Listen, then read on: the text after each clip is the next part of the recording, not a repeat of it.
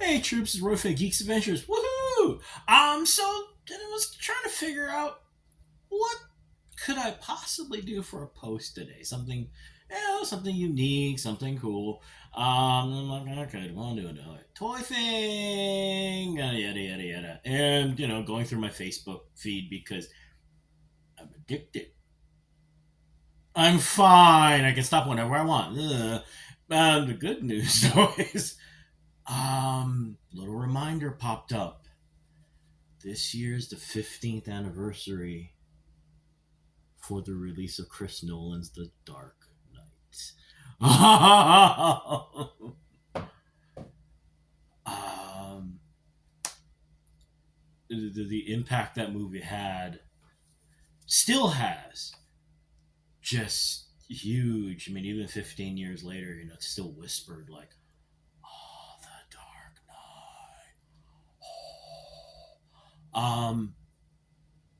And the thing is there was on so many levels, the movie was just wow. One of the first things, of course, is the fact that Chris Nolan, at this point, he was unnamed. He'd become quite a genre. He was able to take genre films and very very much like Ridley Scott, where he took genre films and just had a lot of fun with them. And of course, he directed Memento, also did Insomnia, The Prestige, with one of the coolest, freakiest twists in. Actually, it is a sci-fi film, basically.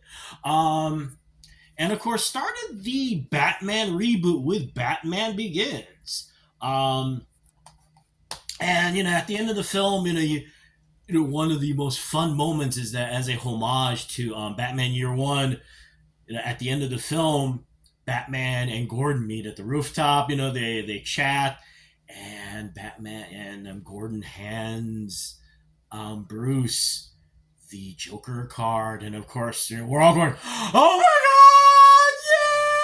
god, yay!" And of course, film's over, and it's like, what the heck y'all gonna do as a follow up to this? And the thing is, especially because this is Nolan. This is a guy whose pictures are well known for being real, as realistic as you can get for entertainment films, yada yada yada, and not turning it into a documentary or whatever. So what exactly does he do? And especially from the outside, he always talked about how, no, there is no Superman in this. His intent was always to focus on, this is not meant to be the typical cape and cowl, and a dark side's not going to appear. No, no, no. That was never his style, and that was never his point. So, what exactly story do you do? You do a story about repercussions. Sorry, I should have probably done it this way, but yeah. Which really, yeah. At this point, and actually, even through all of his films, I need to rewatch Tenet again and try and watch it without getting a headache. But through Inception, his films are about repercussions, the choices you make and the ripple effect they have. Sometimes, sometimes like Inception, chasing after you in the middle of your work and trying to kill you. And especially in the case of The Dark Knight, veering away a lot. One of the things I always loved about the film was the fact that it's not a typical cape and cowl movie. In a lot of ways, it is a straight up crime drama. Things are going out of control in Gotham City. What do you do? And Gordon, Batman, and Dent form this tenuous, dangerous alliance to try and fulfill what Bruce's dream was, to try and clean up the city. What Gordon has always wanted to do, do the right thing. And for Dent, bit of a glory hole, let's be honest. But also to try and do the right thing as well. And unfortunately, kind of. Oh, okay, yes. You're dressed up as a flying rat, and yada yada yada. But kind of going beyond that a little bit. and a reminder of the repercussions of these decisions. The copycat Batman guys that when in the first scene, actually, that little meeting in the garage, and these guys show up in the Batman suits, and Bruce is like, "What are you doing?" And they're like, "We're trying to help," and he's like, "Oh, oops." The idea of escalation, which Gordon alluded to at the end of Batman Begins, the idea that the idea of bulletproof vests, the every action causes a reaction to the other side. In this case, you bring in this winged vigilante who can operate outside, way outside the boundaries of not just the law, but of this kind of funky detente you probably have with the police. Um, you're destroying a way of making money. You took out the number one power broker in the city. What happens? It's like a reflection to the drug war with Mexico in the 80s and 90s. Heck, still going on today.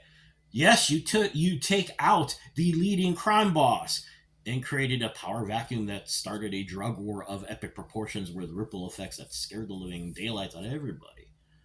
Um, it's that kind of storytelling beyond the hey, we're going to stop blah blah blah.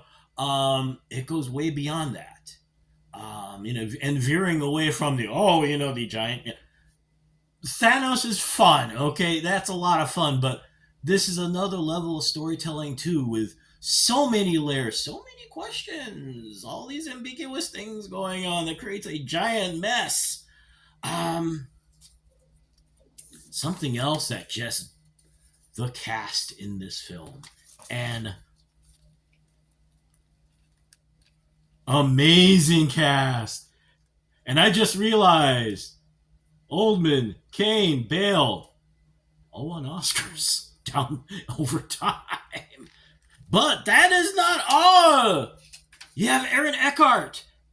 You have Maggie Gyllenhaal. You have Morgan Freeman. The fun part. Don't worry, I'm not forgetting him. The fun part of these films is there's this incredible ensemble feel, like Lord of the Rings. That was one of the things I always loved about Nolan's trilogy. Is that yes, it is okay, but there's so many other things beyond that add again layer upon layer upon layer of stuff to the story.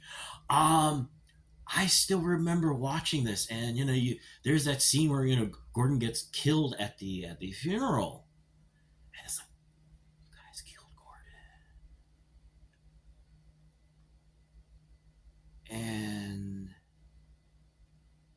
And when you find out he's alive and he goes back to his wife, and I think, sorry if I'm wrong, but I think, doesn't she, when he first sees her action is, son of a bitch, and then hugs him and sobs. And I remember, heck, I'm tearing up right now. That was the beauty of this entire cast, just the power they brought to everything.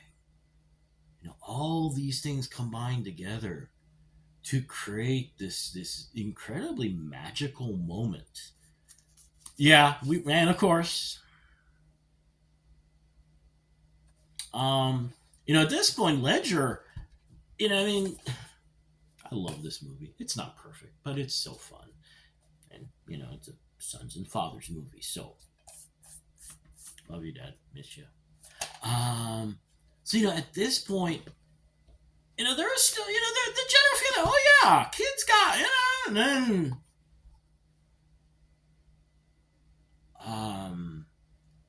what he created is just breathtaking. The scene, the interrogation scene with just him and Batman in the interrogation room, where the Joker's literally like Satan. is such a frightening, nightmarish, amazing, bust out your thesaurus, you know. Yeah, that's what won him the Oscar. Frankly, is that moment just incredible. In a film like this, of course, the impact you have is massive. Um, the superlatives that were given to this film. I mean, you know, 15 years later, and it's still like,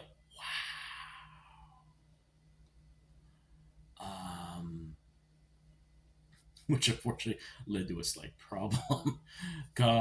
Oscar time. Now, of course, got the nomination for Best Supporting Actor. Um, Not that anyone thought I was going to win, but a lot of folks figured, okay, you're going to get nominated for Best Picture. He screams. And the thing is like, okay, you got geeks like me, like, why didn't you do it? Because it's no.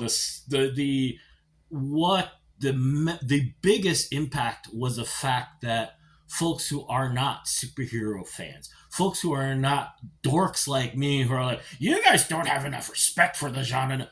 No, reviewers, folks in general, going, dudes, this was a great film. Period. Um, which is one of the things that down the road, nudge, nudge, led to the increase in number of films that get nominated for Best Picture. Now, unfortunately, that nomination now is even reinforced more into a token nomination. Okay, you're not going to win the trophy, but we'll give you this as a bone. On the flip side, I think in some ways it is a good thing because, hey, sometimes there are years when there's just a lot of great work. Come on, people, come on. Be that as it may, the impact of the film in pop culture. How many times, Stuart Scott, bless his heart. He was one of the anchors for SportsCenter on ESPN for a little while. When he would be doing his part of the broadcast. Here we go. Some people just want to watch the world burn. Those things just the beauty of the film, the fact that all these things are still part of what we talk about, what we do, how we see films and storytelling in general. I remember the night my buddy Steve and I went to go see this. It was a late night. We went to a late showing, like 10 o'clock at night. And I'm old. That's late, okay? Theater's packed. It was like the big screen. I think it was in Easton, I think. But I mean, and it was one of the big theaters. So at this point, word had gotten out that you gotta go see this damn thing. It was packed, and it was just. I remember sporadically throughout the film, we're just chatting, going, "You believe that? Oh, what did they do?" Constantly throughout the film. That scene I talked about where Gordon goes back to his wife after she thinks he's dead, and yada yada yada. You can hear the sniffles throughout the whole picture. Throughout the whole theater. And at the end, just like the rousing applause, like wow. At that time, I'm the umpteenth geek doing a blog. It was this is how old it was. GeoCities through Yahoo. And that, literally get back to my place. I'm like, I'm writing a review. I'd done tons of stuff already at that point, but, and we're banging on this thing. It was like just 2 hours, even blinking an eye. Just bam, bam, bam, bam. Oh. It's just, wow. Anyway, I'm going to go because if I go much longer, YouTube's going to go, hi, remember, free time, tick, tick, tick. And number two, I think you're kind of sick and tired of me just kind of drooling over this film and going, wow. But anyway, and actually that is it, really. Just one more. This is beyond precious, folks. Um, this is wow. Anyway, I'm gonna go. Stuff to do, yada yada yada. Hey, y'all, take care. May the force be with you. May the odds be in your favor as always. Be good to each other, okay, peeps. Y'all take care. Peace. Bye.